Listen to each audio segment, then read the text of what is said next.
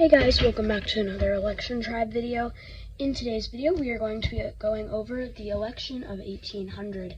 Now, I know in the last video I said that we would be going over President John Adams today. However, I lost the little pamphlet thing I had, so I'm going to have to find that. So today we're just going to do the election of 1800. So, let's just go over our candidates first. So, we have John Adams, first of all. This was his re-election campaign, I guess.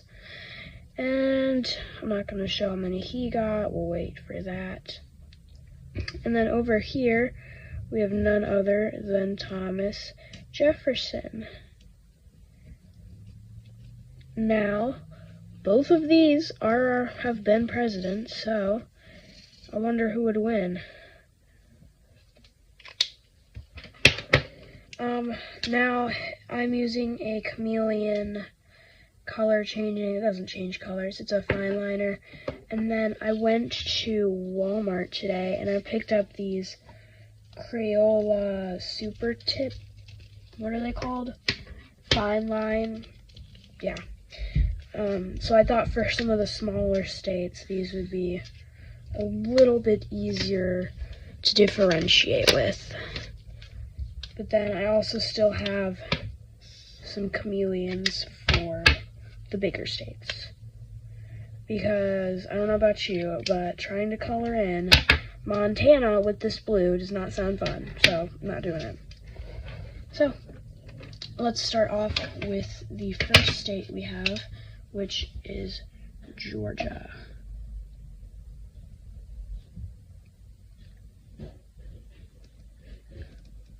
I'm sorry if you hear noises in the background. We have just recently moved, as you may remember from last video, so we're still a little bit unpacking, so that's what that's from. So, yeah.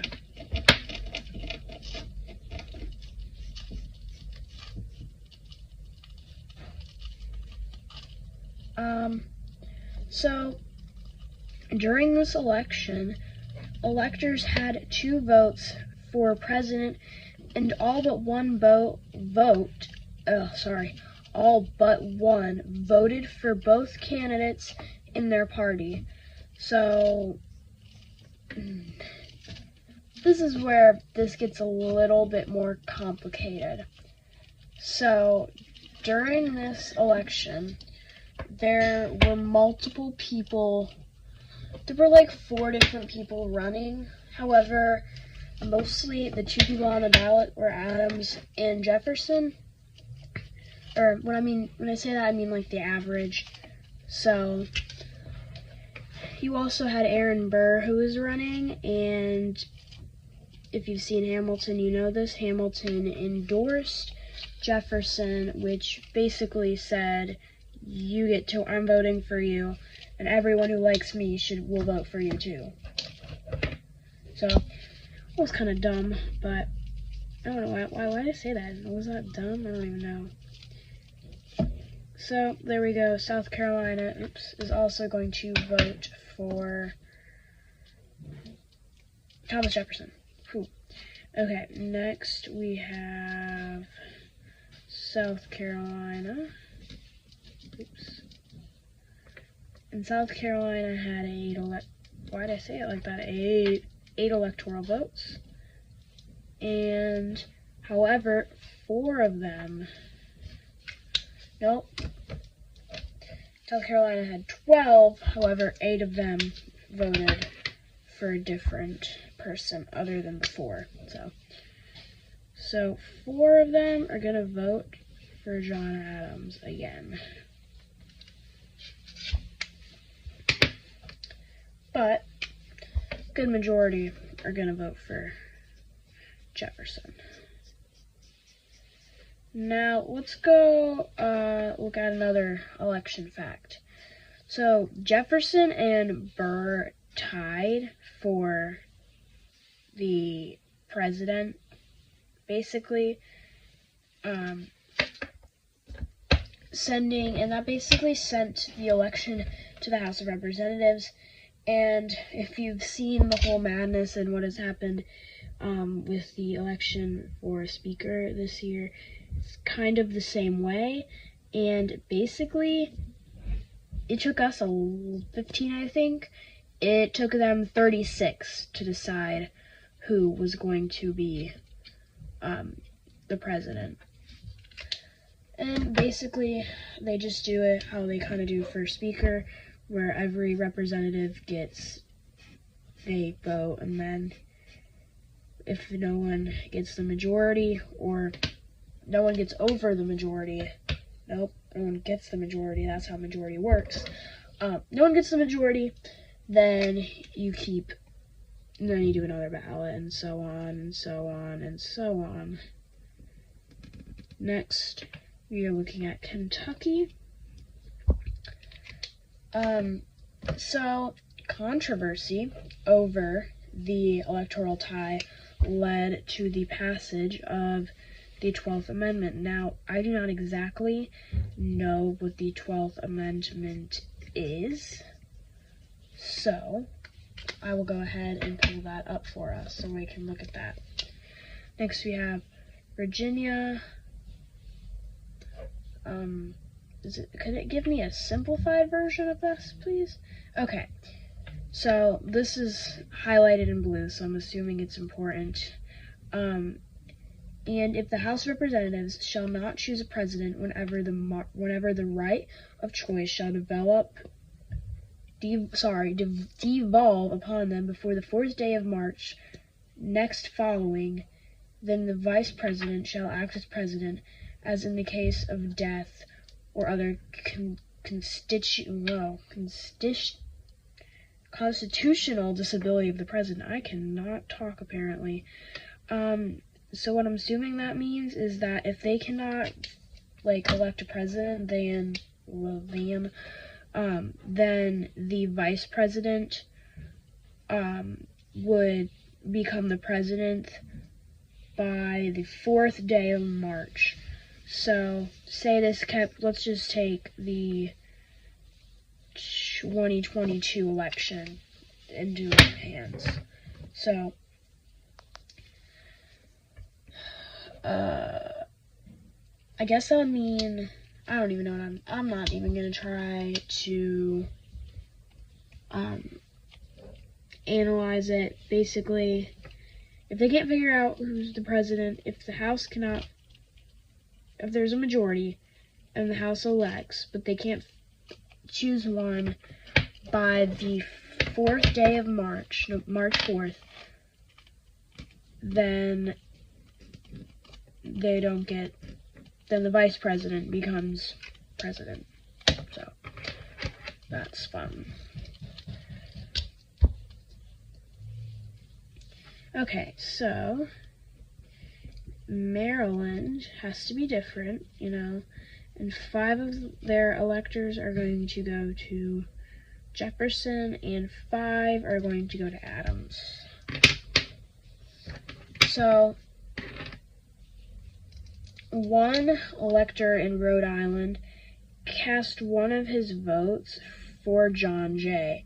Now, John Jay helped write the Federalist Papers, which helped ratify the Constitution.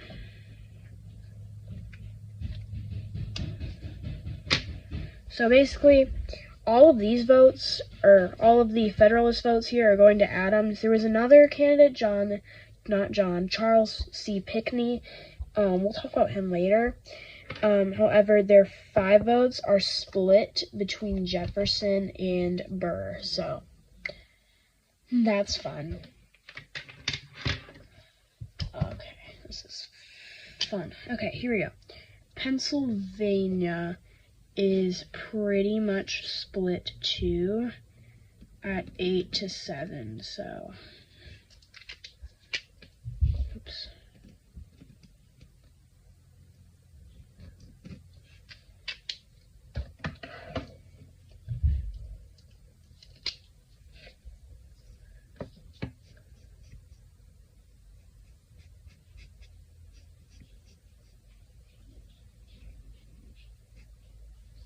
Okay.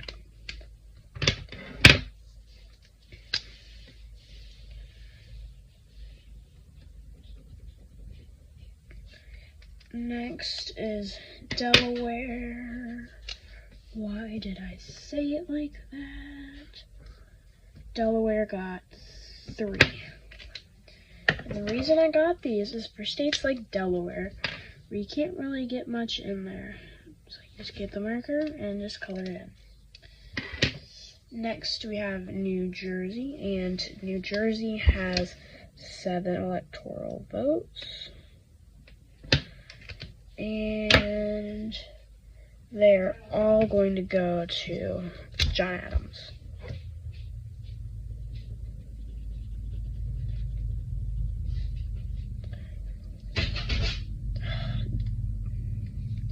Sorry, my dog wants me to let him in, but I'm not going to right now because I'm trying to film. I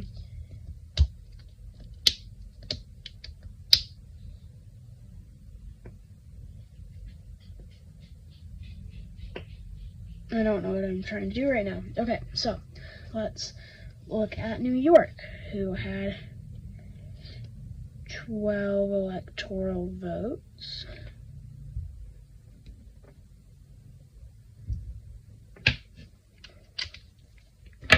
And that's going to do blue.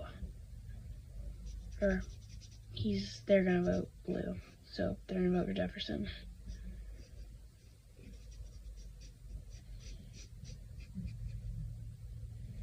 Okay. Next is Connecticut, who had 9 electoral votes. Now, some of the issues during this time were the Alien and Sedition Acts. I've never heard of those. Google them if you're interested in what those were. The XYZ affair, also never heard of it. And next we have Rhode Island with 4. They were also worried about relations with France, because you have to remember at this time, Europe was pretty much a mess. The French are in their whole Revolution era thing. England is like a major power. Spain is also a major power, but they all pretty much hate each other. France is just going through this phase, I guess. And, it's just not a fun time. Just not really.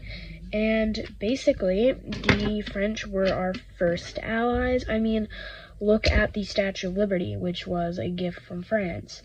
And they were one of the reasons why we were able to defeat the British. So, as them being our ally, we were, I don't want to say obligated, but we felt the need to support them in their time of need against the British and help them in their Revolutionary War if they ever fought one. So, yeah, that's kind of where that all comes to play. So Vermont had 4, and New Hampshire gets 6.